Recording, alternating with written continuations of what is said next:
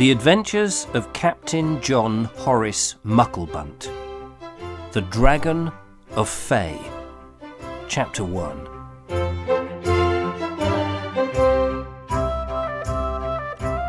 Wispy chunks of crystallised ice had formed on the bushy ginger beard of the coachman hunched up on his box by the time the horses came to a standstill outside the inn. Immune to the cold now, after years of travelling the country in all weathers, the stout figure didn't bother to wipe the frost away. He slid down from his seat, and after making contact with the uneven surface of the frozen muddy lane, he clasped the brass handle and jerked open the door of the clay-splattered carriage, wide enough so that his master could step out. He then stood back respectfully, merging as a rounded silhouette in the front of the meagre glow of the coach lantern. The night was the darkest it had been for some time. Thick cloud covered the sky, and the moon, if it was there at all, cowered somewhere close to the horizon, obscured by the hills. This blackness was all pervasive, for barely a chink of light escaped the isolated tavern in front of which they had halted. No candle greeted the visitor, no illuminated porch welcomed the weary traveller. The bolted shutters kept the penetrating chill out as best they could, while on the inside a pregnant pot-bellied stove, stoked with damp wood, hissed and spluttered, producing a modicum of heat, if any at all. It mattered not in actuality, for on that evening the front parlour brimmed with patrons, heated by liquor and warmed by proximity. Rowdy, boisterous, these local labourers, tradesmen and peasants, guzzling and imbibing, were wedged tight within the four plain cob walls, and between them generated enough heat to roast a pig. When the door was pulled sharply open, creating a rent in the wall, the trapped Calidity made a bid for freedom, while between the legs of the merrymakers a sharp cutting wind gushed forth. "Shut the friggin' door, will you?" a voice shouted from the far side of the room. "Gawd's teeth! You want to freeze our nuts off?" But the door didn't close, and the rowdy chatter and lurid laughter petered to a faint murmur, as one by one heads turned expectantly to see who it was that had cooled their ardour. "If you're coming in, kindly do so and be sharp about it, else sling your hook, for pity's sake," the same voice as before groaned. "Another pot of beast's balls, innkeeper, if you'd be so bold. I shall be in my room attending my leg, so have it sent up by your most prettiest wench."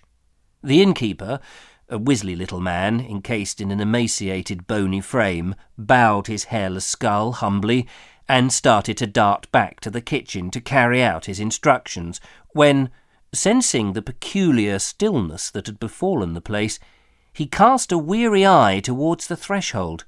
He felt, rather than saw, the mysterious figure that now stood in the entrance, and he weaved through his silent customers to reach the ominous stranger.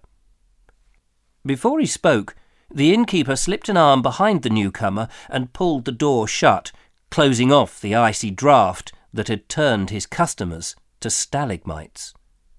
"Good evening, and welcome to my humble abode," he wheezed, pulling tight his woollen cardigan around him, a garment as threadbare as the welcome mat upon which the stranger now stood. "May I offer you something to eat? I have pheasant pie available as a special tonight, or perhaps a pot to drink. It is too cold to be travelling on a night like this without something warm or fiery in your belly, and my inn is somewhat off the beaten track, as I dare say you discovered." The stranger, wrapped in copious layers of dark fur, and whose long leather boots rose up from his waist to form breeches, ignored the grovelling innkeeper. His eyes, deep sunk within a melon face, both in shape and hue, scoured the room, focusing momentarily on each and every patron, who in turn shuddered as the penetrating gaze fell upon them, as if this stranger was able to scrutinize their very soul and shake from them their deepest secrets. Perhaps you'd like to sit by the fire and warm yourself, or take a room and rest a while. I can supply company for idle chat, or something more intimate, should you desire it. My rates are very fair. There's nowhere for many a mile that can offer such a level of comfort, I assure you, and a man of your obvious standing and particular needs are not so easily met in this barren neck of the woods." The innkeeper stretched out a knurled, dried-up hand and stroked the thick-set fur covering the stranger's arm, as if to coax him in further. With an abrupt flick, the newcomer brushed the grovelling innkeeper aside. "Be silent, you imbecile! I have no desire to rest in this flea-infested maggot house, nor sup your pig's urine home brew. Neither am I desirous to eat rancid game or exchange empty witticisms with pasty-faced labourers, and I assure you I have no intention to form intimacy, as you put it, with pox-ridden hags in such an establishment. This is a pit of sin, and abhorrent to any decent member of society. It ought be condemned." "Be that as it may," the innkeeper went on, not the least put out, "Wendy offers particularly unusual favours to gentlemen of class." He poked a wrinkled finger in the direction of the fireplace, where a girl with long wavy hair, in a simple low-cut dress, stuffed the meagre flames with damp sticks. "It is rumoured that she can place her ankles behind her neck, and performs other fascinating displays of dexterity of a more private nature. Perhaps an hour or two with her will relieve your stress?" A flabby palm, the size of a shovel, made contact with the innkeeper's face and sent him reeling. "I have no time for your impertinence and impropriety. I am here to find a man." The innkeeper, who had fallen to the sticky beer-covered flagstones, gazed up at the heavily wrapped stranger with widening eyes. "Oh, if your inclination is that way, I'm sure Malcolm, my farmhand, can be of service." "Speak another word, and I will dislocate your jaw and scatter your teeth like ninepins, you repellent old fool. I am here to locate an officer from the King's Mounted Infantry, a man disgraced and unrepentant, and this is just the sort of den of iniquity that he would choose to frequent." The innkeeper hastily scrambled to his feet. "And what is this fine gentleman's name, may I ask?" The large-jawed man contracted his brows and bent forward, as if what he was about to utter was top secret, wanting only the moth-eaten bag of bones in front of him to hear the information he was about to impart. "You know his name, you worthless ale-serving squirt!" Then, by raising his voice many decibels, so that the village 10 miles away might hear him, he boomed, "Captain John Horace Mucklebunt! Where are you? Show yourself! You have nowhere to run! Mucklebunt, crawl out of your hole and make yourself known!"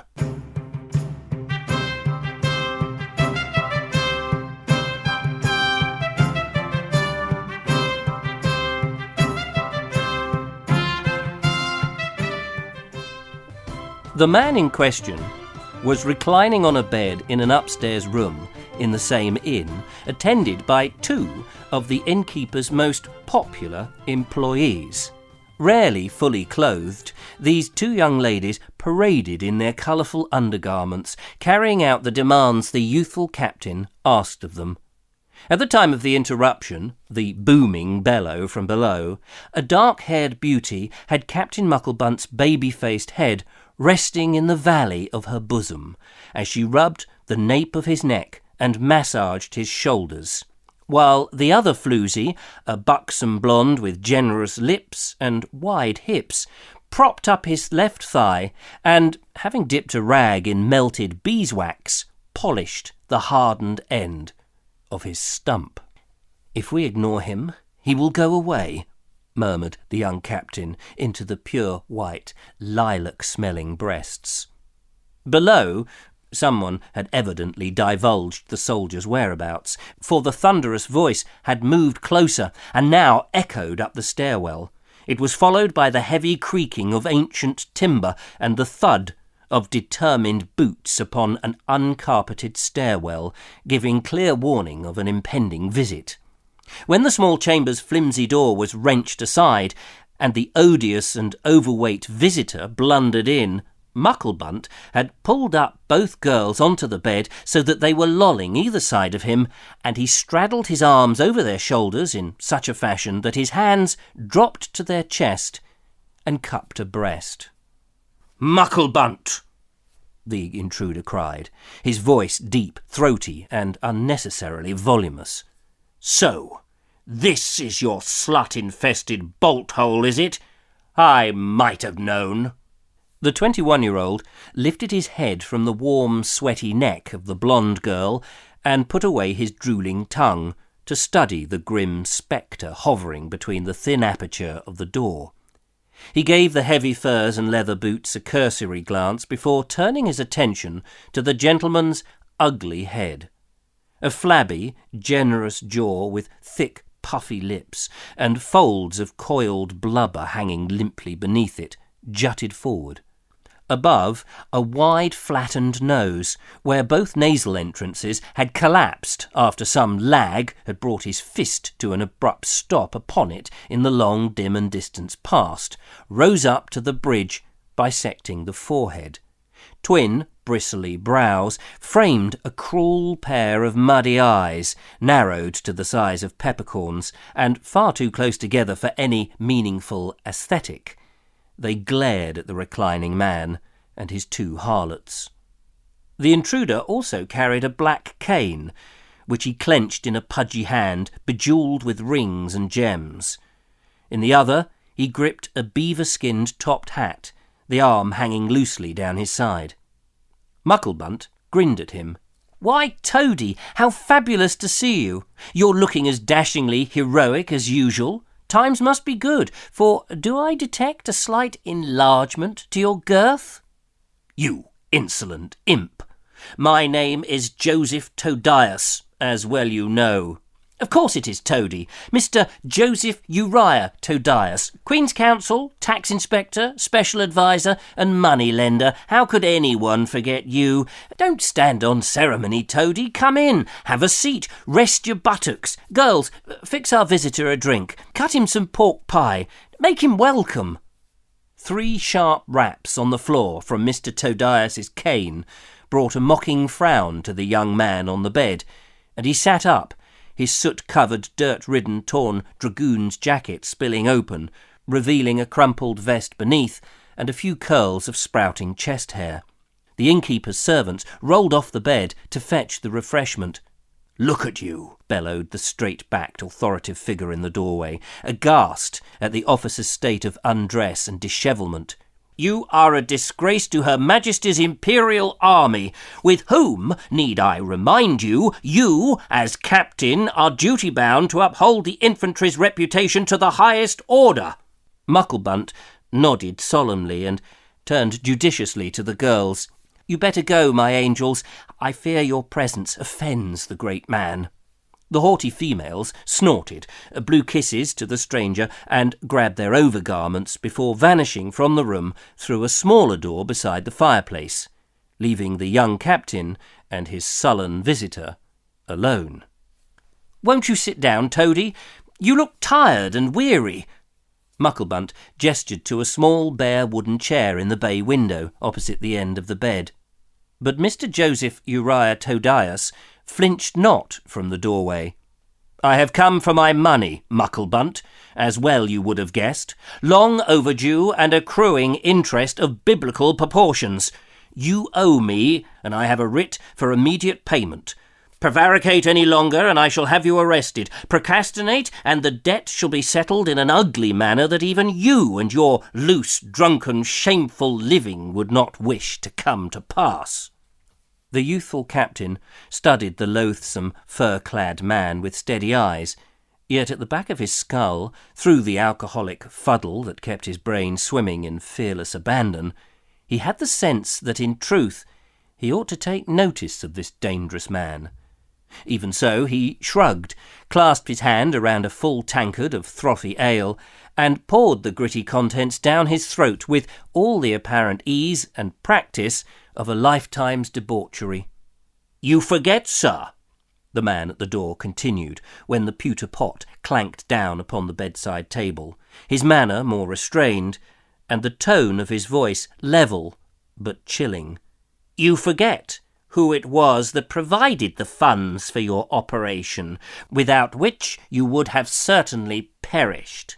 Only the best surgeon in the land could have performed the amputation and sealed the wound, the success of which brought you back from the brink of death, while the devil was ready to make off with your soul and leave your rancid body to the buzzards. If I had not come to your aid, you would be a mere smudge in the history books, and decayed flesh for the worms and maggots. That you live, and you can abuse your rank, your country, and your queen, is down to my misplaced generosity. You owe me, John Mucklebunt, and I am here to collect." Releasing his hand from the tankard on the bedside table, the dragoon dragged his eyes from the officious individual at the door, and stole a glance to his left leg, or at least the part that remained attached. The rounded, misshapen blob below the knee still glistened from where the girl had rubbed beeswax to relieve the aching and the dull throbbing and the intolerable chaffing which the wooden prosthesis he wore always left. "You'd have been wiser to let me die," Mucklebunt muttered in a low voice. "Kinder, too, than to bestow this unhappy existence on a man." "Self-pity will not heal you. I have come for my money." "Then you've had a wasted journey. Look around you. Do I look as if wealth fastens to me? You have had time to gather the necessary funds. 3 years? Have you any idea what a disabled captain's pension amounts to, Mr. Todias? You are a resourceful young man. I am a cripple, with little future ahead of me. Then you have nothing to lose." The lanky, unshaven youth pushed his hand deep into the horsehair mattress and heaved himself up against the straw-filled pillows, and stared at the unmovable man at the door. "I am no thief." "Maybe because you lack the brains and courage," the other returned without pause. Mucklebunt laughed, not wishing to be drawn into such dangerous conversation. Rumours of Mr. Joseph Uriah Todias's nefarious doings were rife among the large number of unwashed wastrels that the young captain had been forced to associate since the injury. Those that worked for the repellent man he knew always came a cropper. "I am sure I have neither the brains or the courage for the illicit endeavours you suggest," agreed Mucklebunt flippantly. "A pity, for the alternative lifestyle is regrettable. Oh, for God's sake, lock me up and throw away the key. I don't care what you do to me, toady. You've taken away my dignity already. What worse deed can you do to me now?"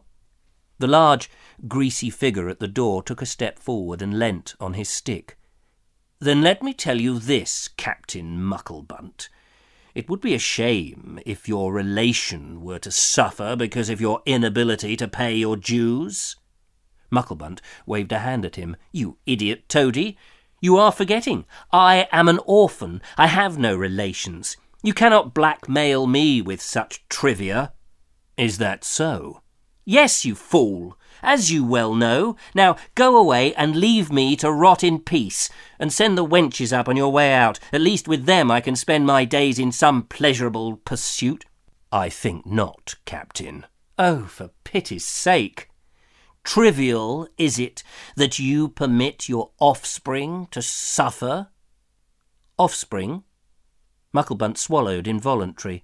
A prickly sensation crept along his spine, and the tip of his stump began to tingle.